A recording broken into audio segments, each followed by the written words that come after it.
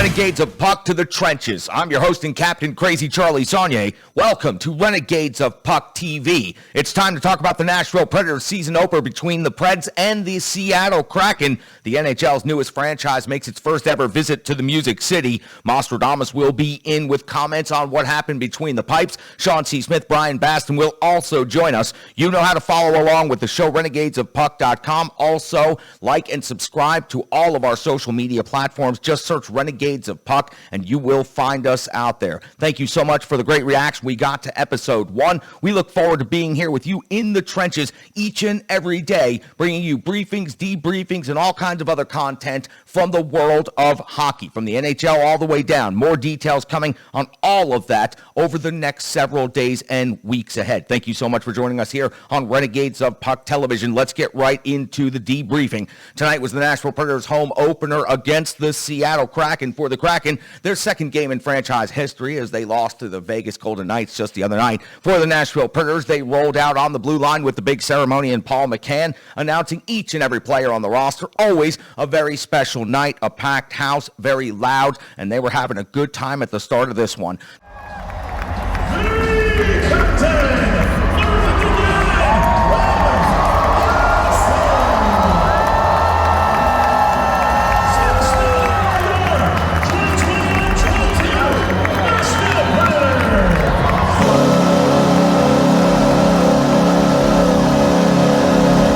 Preds rolled out the lines of Forsberg, Johansson, and Duchesne, Tolvanen, Granlund, and Cunnin. Trennan, Sissons, and Janot, Cousins, Glass, and Tomasino make up your forward grouping. Yossi and Carrier, Ekholm and Myers, Harper and Fabro, your decor, and of course, franchise goaltender UC Saros gets the start to open the Nashville Predators season. It's just 1:49 into the first period and the first ever matchup between the Nashville Predators and the Kraken when UC Saros makes his first save of the season. It was an easy save coming from a shot out high. At 3:18 of the first period, the Nashville Predators would get their first shot of the season, and it would be Eeli Tolvanen continuing to emerge as an offensive threat and force every time he's on the ice. His first goal of the season just 3 minutes and 18 seconds in. Mikael Granlund actually lost the faceoff, but Seattle turns the puck over and Tolvanen gets it short side from the slot. He beats Grubauer. Tolvanen puts the Preds on the board with a 1-0 lead over the Kraken at Bridgestone Arena at 4:37.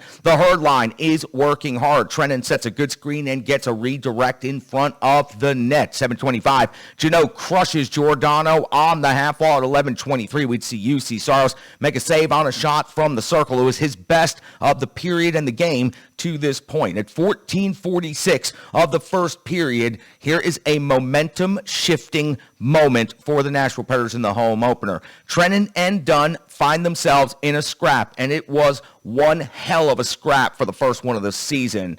It turns out Trennan was responding to a hit on Colton Sissons. This led to him getting an extra minor and 7 total minutes in penalties, while Dunn only got 5 minutes in penalties. This puts the Seattle Kraken on the power play, and after a point shot from McCann goes off Fabro and beats UC Saros, the Seattle Kraken have their first ever power play goal, and they're on the board at Bridgestone Arena, tying the game at 1 apiece. Now listen, I don't mind the physical play. I don't mind Trennan jumping in there and sticking up for his teammate. This is going to be a team that's going to play a lot more on the edge this year based on the roster that's been put together. So we're going to have to accept at times there are going to be penalties that might drive you just a little bit crazy. But if you're going to add a lot of grit and a lot of sandpaper, sometimes those guys are going to take it too far. And in this scenario, Trennan did just that. Good fight. He wins the fight. But the extra penalty cost the Nashville Predators, and they give up a power play goal. Has said that quite a few times in the past. 15:39, then Carrier's off to the box. Nashville Predators are shorthanded again. You'd see Ryan Johansson doing some good work out there, getting some good effort in and getting a clear. You'd see Saros make a big save on Giordano, but then Tanev gets his first goal of the season for the Seattle Kraken, putting the Kraken on top 2-1. Now 2 power play goals for Seattle against the Nashville Predators. Wenberg goes to make the shot, but it turns into a pass to Tanev on the far side. Easy finish. Then he blows kisses to the crowd, immediately becoming an instant heel to everyone in Nashville. The Seattle Kraken immediately becoming a rival now in the Western Conference. With the Seattle Kraken leading 2-1, we hit the 17:50 mark when Tanev goes off to the box, 2 minutes for interference. Forsberg also picks up a penalty at this same time, 2 minutes for unsportsmanlike conduct, creating a 4-on-4 situation.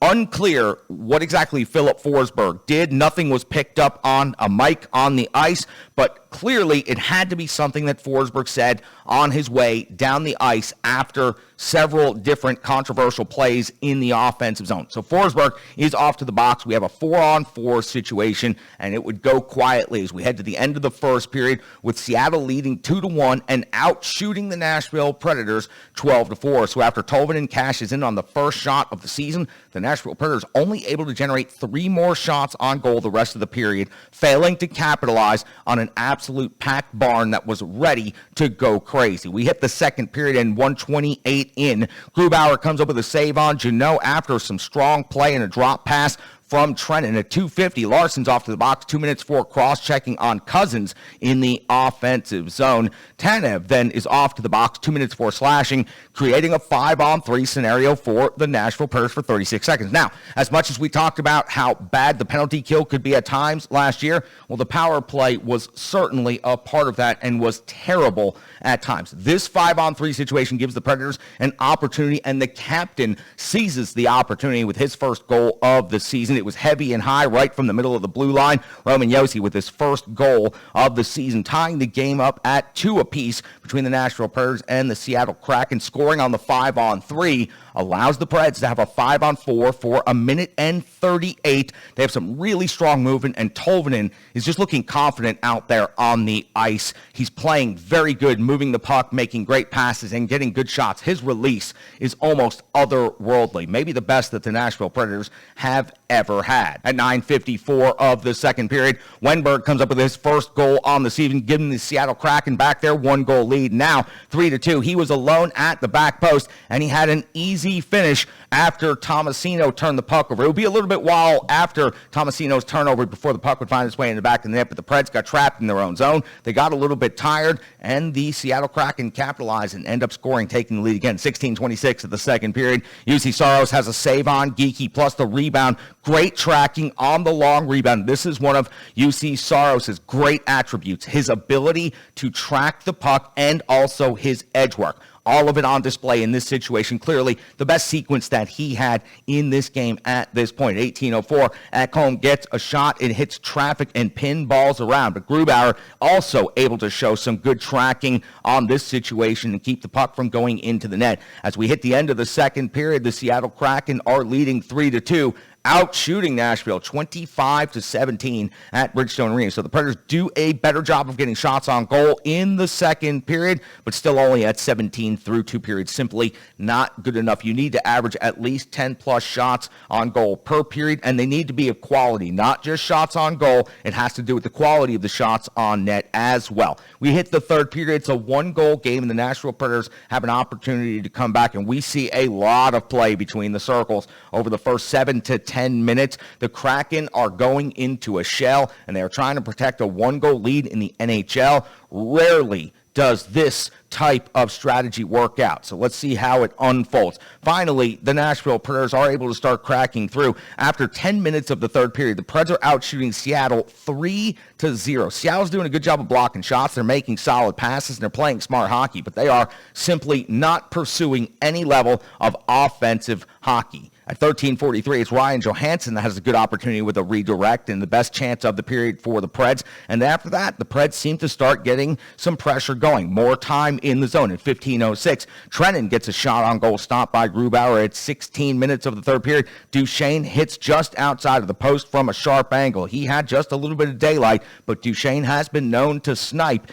unable to convert right here. At 16:49, Grubauer save on Tolvanen with the skate after a great feed from Phil Tomasino. This was a great opportunity for the Nashville Predators, and Tolvanen is a sniper and an offensive threat every time he touches the puck. This was Grubauer's finest save of the entire game, without any doubt. At 18:39, we'd see Tanev get the empty net goal. Seattle's first shot on goal of the period, and it goes into the net as an empty net goal. The Preds did all they could. Roman Josi tried to get back and break up the play, but simply unable to, with 3 Seattle Kraken skaters in the Preds offensive zone. zone at the time. So Tanev's the ultimate heel. The Seattle Kraken get their first ever franchise win. Granlund was able to get a goal just before the end of the game at 19:21. Rebound gem, some high skill. Mikhail Granlund, really, he's got an A on his jersey for the first time, and he was out there really hustling and playing hard tonight. We'll talk about him and his numbers overall in this game in just a couple of minutes with some of the other Renegades of Puck. The final is 4-3. The Preds were able to generate some pressure in the final seconds, but just simply not enough, and stick taps to the Seattle Kraken. It's the first win in franchise history. They will probably make a large poster of Tanev scoring that empty net goal like it was some tremendous feat, and they went down fighting in the third period when actually they totaled and played very much a safe game, and that rarely works out in the NHL. But you still got your victory here in Nashville, and the Nashville Predators will face off against Seattle Kraken 2 more times before the end of the season. For the Nashville Predators and UC Saros, we are always worried about a slow start to the season. His history has shown that he can do that. So, what happened tonight? He was 22 out of 25 in this game. A lot of shorthanded opportunities for the Nashville Predators, and they were just unable to get the job done on the penalty kill. Much like last year, a lot of the same to start this season. Nashville Predators have to tighten that up, and they have to do it very quickly. UC Saros, I thought, was good in sequences, but he will be better in other games. Mastradamus, of course, is the starting goaltender of the Renegades of Puck. He's also a man so far ahead in the future. He's going to tell us everything that happened tonight between the pipes, between UC Saros and Philip Grubauer. Mastradamus, take it away. Well, Charlie, there you have it. The Preds become the answer to the trivia question of who was the first team to lose to the Seattle Kraken. And sure enough, it's the Nashville Predators. 4-3 defeat at the hands of Seattle. Game 2 of their franchise history. Just like the Preds did their second game. Got a victory. The Preds suffer a defeat at home to Seattle. Not a good game for the Preds overall. For a season opener in front of a sold-out crowd. Not what you expect. Very flat performance overall. UC Saros did okay. Didn't give up any bad goals. All 3 goals, really. He didn't really have much of a chance on traffic in front of the net, loose pucks on the power play, and just shameful defending on the Wenberg goal. Nobody within 20 feet of him, and he had no chance on that one. So, yeah, you could talk about the Preds keeping Seattle to 0 shots on goal before the empty netter to seal things up, but overall, very flat. Did not challenge Philip Grubauer. We talked about it before. Grubauer's an elite goaltender. You have to test him, and you could have fooled me that they had 30 shots. I did not think they had 30 shots on goal, and sure enough, did not test Grubauer enough. Didn't put pressure on him, and really, even though in the third period they had dominated puck possession, they very, very rarely tested him to try to tie that game out. Didn't seem at any point that they were going to get even with Seattle. 4-3 defeat again.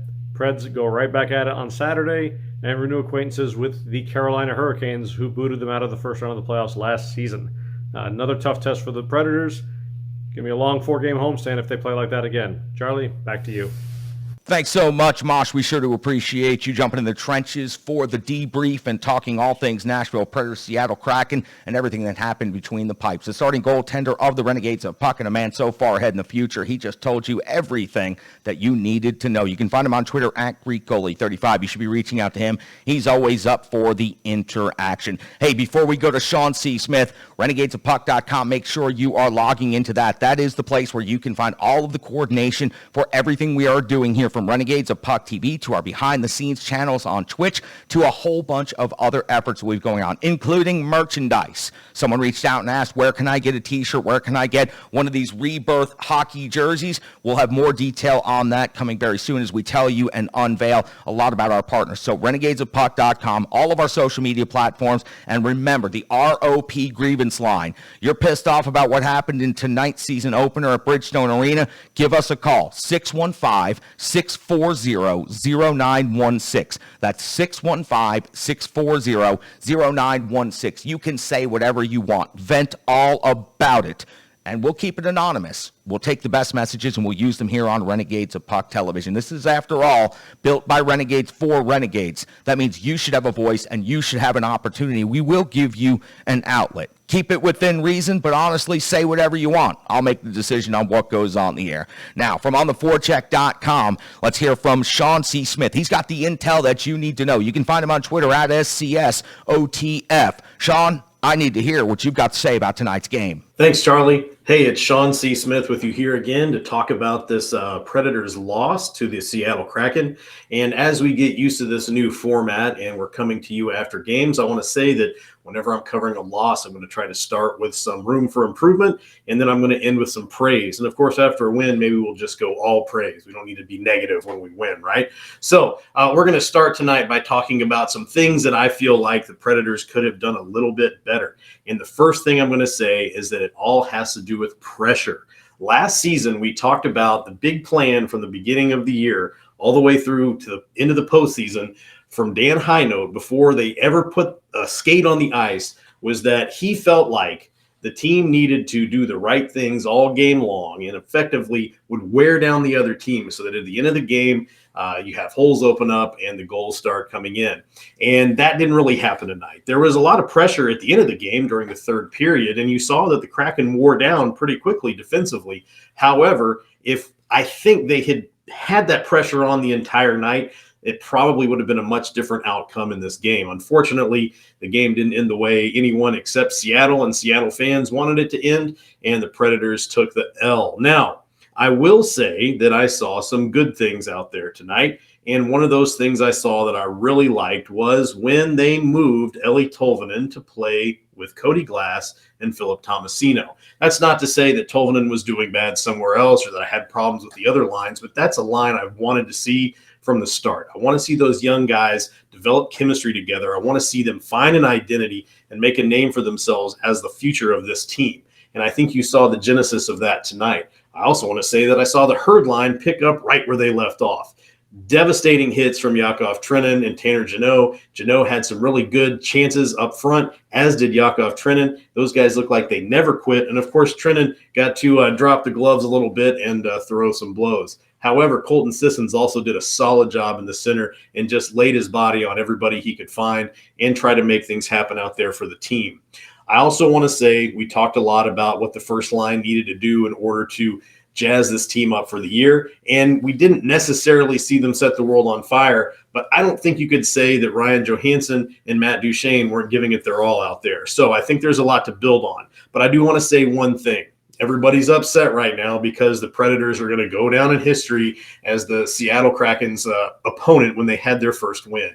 I don't think it's that big of a deal. You have to remember it wasn't too long ago the Nashville Predators were a new franchise, and they had their first franchise win. And that came at the expense of the Carolina Hurricanes, who a few years later went on to win the Stanley Cup. So I don't think it's that big of a deal. Don't get too worked up over it. Don't lose any sleep. It's not, in the grand scheme of things, that important. It doesn't mean anything to this team other than it was going to happen at some point, and it happened tonight. So I'm going to throw it back over to you, Charlie, and I hope I see everybody next time on the Renegades of Puck. Outstanding information. Sean C. Smith will be in the trenches with the Renegades of Puck and Renegades of Puck television all season long. You can also find his work at On the Forecheck. They do incredible work over there at ontheforecheck.com. One of the great allies and partners here of the Renegades of Puck. Ontheforecheck.com. We encourage you to bookmark them and check them out often. They're going to have a lot to say first thing tomorrow morning, I'm sure, about this one. You've heard from Nostradamus. You've heard from Sean C. Smith. Now, let's go to Bridgestone Arena, and let's hear from Brian Baston for the first time on Renegades of Puck TV. You can find him on Twitter at Brian Baston. He runs the Renegade Analytics desk, but he also, for ontheforecheck.com, is in the house covering the Nashville Predators live tonight in the season opener against the Seattle Kraken. Brian, can't wait to hear your report for Bridgestone Arena. Thanks, Charlie. The Nashville Predators started their 2021 NHL season off with a bang, with a fast start that resulted in an Ellie Tolvanen goal that pushed the Predators to a 1-0 lead early in the first period over the expansion Seattle Kraken. The hometown crowd, back in Bridgestone Arena for the first time at regular capacity in 19 months, was happy to be back in the building watching the team, but found little to cheer about following the game-opening goal. Even though Nashville would continue to create opportunities off of aggressive forechecking and creating turnovers, they failed to capitalize on those chances. The Seattle Kraken, on the other hand, did not. Following 2 consecutive Nashville Predators penalties, the Kraken made Nashville pay with consecutive goals by Alex Wennberg and Brandon Tanev, only 2 minutes apart in the first. The Nashville offense was plagued by missed passes, giveaways, and poor shot selection throughout the first and second periods, aside from a tying goal by Captain Roman Josi in the middle of the second period that was quickly followed up by another Kraken goal. The Predators did make it interesting late, following a Seattle empty net goal that put the Predators down 4-2 with under 2 minutes remaining. Mikael Granlund would score his first goal of the season and his third point of the night to make the game 4-3 with just 40 seconds left. However, the Kraken were able to withstand the late charge from the Nashville Predators, and the Predators finally came up short after several opportunities against Kraken goaltender Philip Grubauer. There were bright spots in tonight's game. The play of the top line of Forsberg, Johansson, and Matt Duchene was effective throughout the game, and new associate captain Mikael Granlund finished the game with 1 goal and 2 assists for 3 points on the night. If you'd like to dig further into the numbers with me on tonight's game, visit ontheforecheck.com tomorrow morning to get our new extended in-depth recaps with statistics, media session, and much, much more. I'm glad to be back this season with you, Charlie, and even more excited to be bringing all kinds of content to you all, the Renegades of Puck. Thanks so much, Brian. We sure do appreciate you being in the trenches here on Renegades of Puck TV, and looking forward to you and all of the numbers and everything you guys are going to do over at the Renegade Analytics Desk, another big part of Renegades of Puck Television. Listen, there's going to be so many layers that you learn about and discover over the coming weeks and months. You need to jump in the trenches with us each and every day here on Renegades of Puck TV. Make sure you're following all the social media platforms. We're here to do the work. We won't fail you. We are going to get in the trenches each and every day and live by the no half-stepping code. So make sure you are following along, you're jumping in the trenches, and you are doing what we need to do to get these links out there. We need to get the algorithm defeated. Renegades of Puck, that's what we're up against. We know that we have a great, unique presentation right here at Renegades of Puck Television. The Bunker is an incredible facility where we can cover not just the Nashville Predators, not just hockey in Middle Tennessee, but we can slowly build our trenches inch by inch and foot by foot until we take over every part of the hockey world. Already getting messages from potential correspondents that want to do new and unique presentations just like what we've already started showing you. I cannot wait to see where Renegades of Puck TV and where the Renegades of Puck go from here. With your support and with each and every one of you Renegades of Puck, I know that we can have a special community that does good out there in the hockey world. With all the toxic nature of the world today, this can be the place where you can come and be positive with me, your captain, Crazy Charlie Saunier. All right, Renegades, that is the debrief for tonight. We will brief everything about the Carolina Hurricanes coming up tomorrow, so make sure you go ahead and get yourself some rest, get your physical fitness in the morning, eat a good breakfast, tie those shoes tight, and get ready to take on the world in the way that Renegades do, in the no half-stepping way. Now, it didn't work out the way you wanted to tonight, but you know what? There's another game coming up on Saturday, and we'll be right here previewing it. Check out the next briefing, Carolina Hurricanes, the next opponent, right here on Renegades of Puck TV. Thank you so much for tuning in. I look forward to seeing you again tomorrow, Renegades. Stick taps, love, respect. I'm your host and captain, Crazy Charlie Saunier.